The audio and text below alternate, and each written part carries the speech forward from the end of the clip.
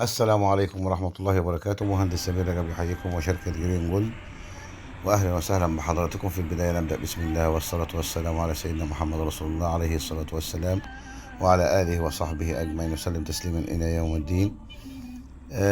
النهاردة بنتكلم عن مشكلة خطيرة طبعا، برضو عاوزين ننوه عليها عشان خاطر احنا نوصل بصحة الحيوان إلى أعلى نتيجة ممكنة إن شاء الله، وهي مشكلة الحموضة.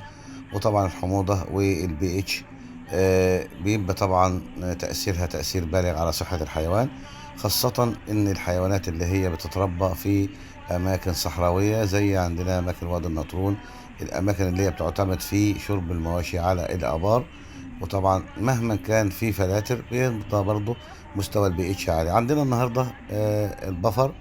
طبعا ده بنحب ان احنا نقول ايه هو البفر.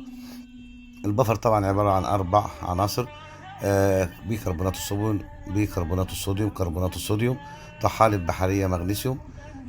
مهمة كل عنصر من دول طبعا البيكربونات الصوديوم عشان خاطر تقليل نسبة البي اتش من 6.8 إلى 7.2.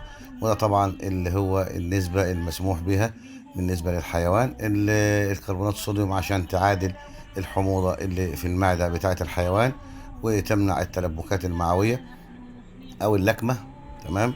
وطبعا لو دخلنا في اللكمة دي طبعا بتبقى مشكلة كبيرة بالنسبة للحيوانات، وبنعاني منها ساعات طبعا في عملية الكرش وتوقف الكرش.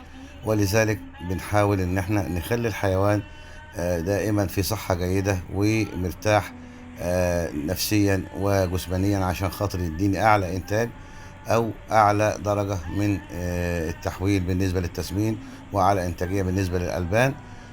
الطحالب البحرية بتطول معادلات البي اتش في الحيوان، وطبعا بتمنع التلبكات عشان ما نخشش في عملية اللكمة ونجيب بيكهبار او فتوزال عشان خاطر نمنع اللكمات، وساعات ما بتجيبش نتيجة غالبا يعني. فاحنا كل ده في غنى عنه بمستحضر واحد اللي هو البفر.